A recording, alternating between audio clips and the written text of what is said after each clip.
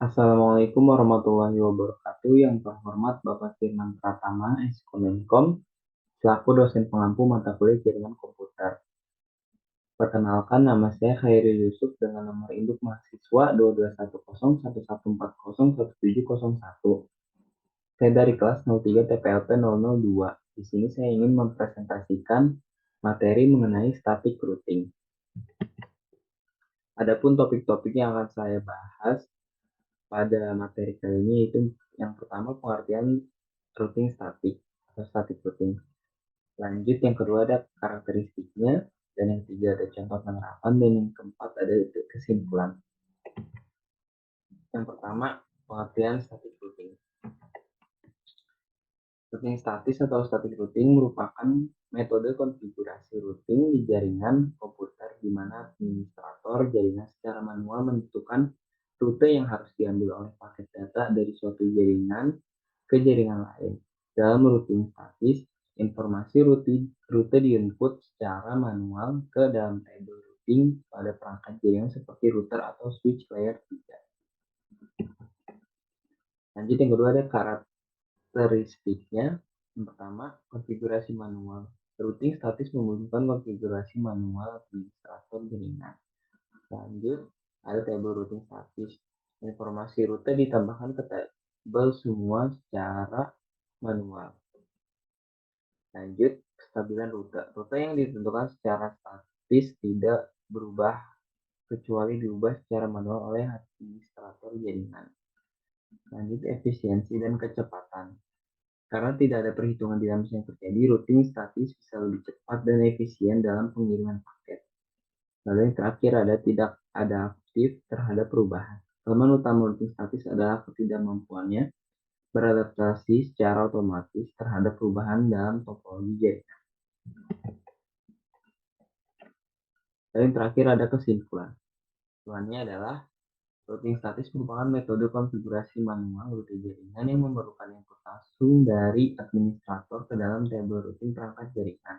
Ini menetapkan jalur-jalur tetap untuk pengiriman paket data berdasarkan informasi rute yang telah ditentukan sebelumnya. Keuntungannya adalah kecepatan dan efisiensi, namun tidak fleksibel dalam menyesuaikan perubahan topologi jaringan. Cocok untuk lingkungan jaringan yang stabil, kecil, dan tidak sering berubah secara topologi. Mungkin itu saja yang dapat saya sampaikan pada materi kali ini. Kurang lebihnya mohon maaf. Bila ada kesalahan mohon dimaafkan. Wabillahi taufiq wal hidayah. Wassalamualaikum warahmatullahi wabarakatuh. Assalamualaikum warahmatullahi wabarakatuh. Ini saya ingin memperlihatkan contoh penerapan yang saya buat untuk static routing. Di sini saya mempunyai 4 IP atau 4 network. Itu ada yang satu dengan IP kelas B-nya 172.25.0.0/16 atau traffic 16. Lalu ada network area kedua dengan IP kelas A yaitu 35.0.0.0 traffic 8. Lalu ada IP kelas B lagi yaitu di network area ketiga dengan IP 172.100.0.0 dan network area keempat yaitu dengan IP kelas C 192.128.0.0 traffic 19.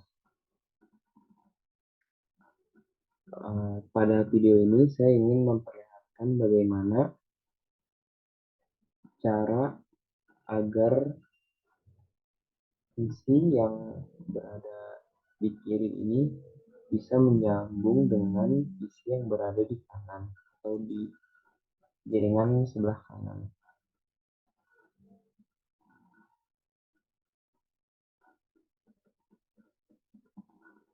Yang pertama yang harus kita lakukan adalah setting pada VLAN tersebut. Yang pertama adalah VLAN di kiri kita setting yaitu dengan masukkan IP VLAN 1 yaitu 172.25.0.254. Ini adalah untuk membatasi penggunaan IP, yaitu dengan IPN-nya .254. Lanjut kita ke switch yang kedua. Kita juga membatasi pada di network area ini dengan 192.168.0.254. Maka IP yang bisa digunakan adalah sampai dengan IP 254. Ketika sudah setting dua switch ini, selanjutnya yaitu setting router pertama atau router sebelah kiri ini. Itu dengan cara memasukkan IP yang menjadi gateway network area ini atau klien ini. Itu gateway-nya adalah 172.25.0.1 dan memasukkan IP untuk menyambungkan dari router sebelah kiri ke pusat dengan IP 35.0.0.1. Lalu kita rutekan dari network area 3 ini yang ber-IP 172.100.0.0 ini dengan subnet masknya yaitu 255.255.0.0 dari router 1 atau router sebelah kiri via IP yang di sini. Karena dari sini ingin menyambung ke sini, maka akan melewati IP ini, yaitu dengan IP 35.0.0.2. Dan kita merutekan lagi dari network 4, yaitu dengan IP 192.128.0.0 dengan subnetnya 255.255.255.0 dari router 1 via IP yang berada pada IP ini dengan IP 172.100.0.2. Maka merutukan IP pada router pertama selesai dan lanjut ke router pusat. Di router pusat ini kita akan memasukkan IP yang akan menyambungkan dari router pusat ke router kiri dan router kanan. Pertama menyambungkan ke router kiri dengan memasukkan IP yang di sebelah sini dengan IP 35.0.0.2 dan memasukkan lagi IP kelas B untuk menyambungkan ke router yang sebelah kanan dengan IP 172.100.0.1.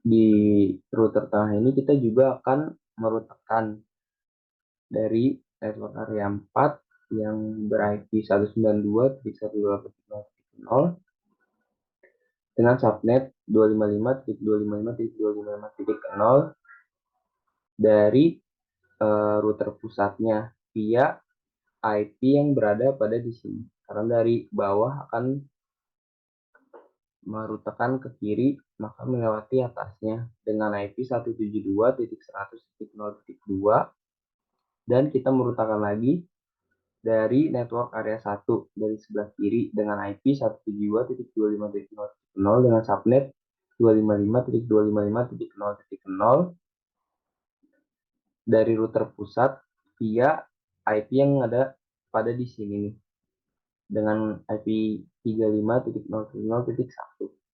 Maka sudah selesai setting router pada router pusat.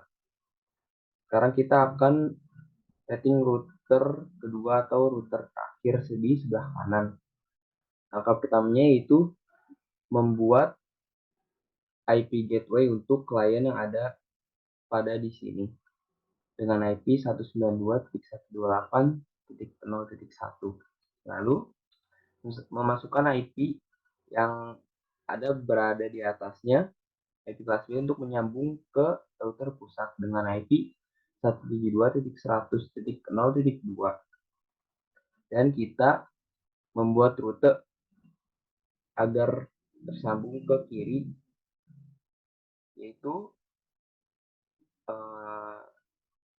dari network area 2 35.0.0 dengan subnet 255.25.0.0 dari router 2 yaitu via 172.100.0.1 dari sini maka ke area kuning ini melewati IP ini, dan dari network area 1 yang ber-IP 172.25.0.0 dengan subnet 255.255.0 dari router 2 ini maka via IP yang ada di sini, yaitu IP 35.0.0.1. Maka akan kita tes ketika sudah merutekan semua IP tersebut, maka kita akan tes dari PC klien sebelah kiri ke PC klien sebelah kanan. Masih pilot.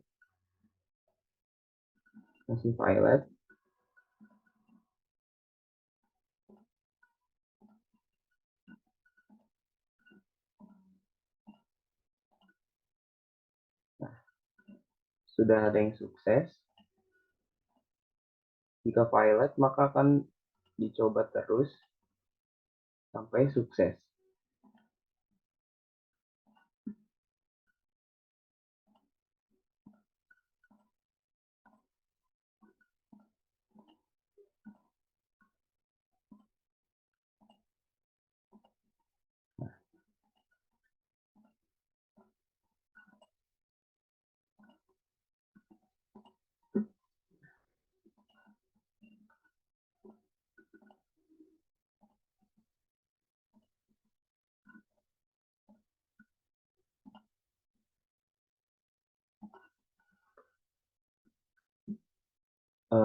Mungkin itu bisa dikatakan berhasil karena PC klien sebelah kiri sudah terhubung dengan PC klien sebelah kanan.